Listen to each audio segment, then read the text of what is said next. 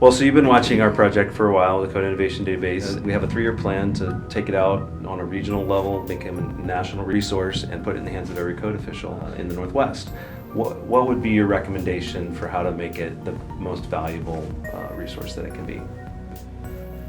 I think there's something that's not necessarily getting done regionally that could be a pretty interesting role for the Northwest EcoBuilding Guild, which is to not focus on what's being done in the Northwest and look to parties overseas possibly. Mm-hmm. You know, whenever we go to these green building conferences or sustainability conferences in general, we find out that Northern Europe is ahead of us in so many ways. Mm-hmm. And yeah, we just didn't really realize that, Yeah. did we? So if we connect the dots with the International Building Code and the International Green Construction Code and like look at what's happening elsewhere, It's very interesting. that could be the place where the Guild fills a gap.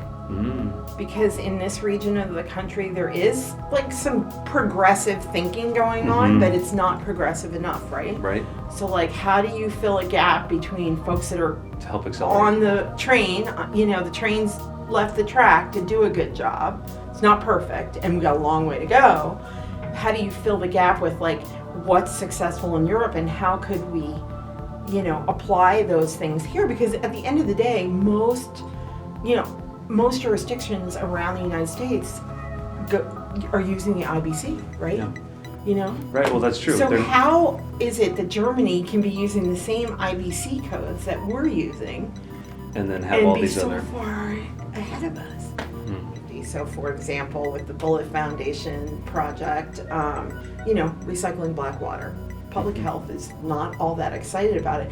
Interestingly enough, in different parts of Europe, that's been done for years. You know, there's leachate fields in Holland where, you know, people's waste gets filtered through organic systems and goes right into the farms. So I think we need to start to get a little bit more comfortable with that kind of innovation. And even Canada, you know, I went to a cross-laminated timber presentation today, and, you know, the first 2 manufacturers of cross-laminated timber in North America are in Canada. So they're ahead of us, you know, right here on our own continent. What do you think, Chris? I don't know. It sounds like it's some international travel in my future.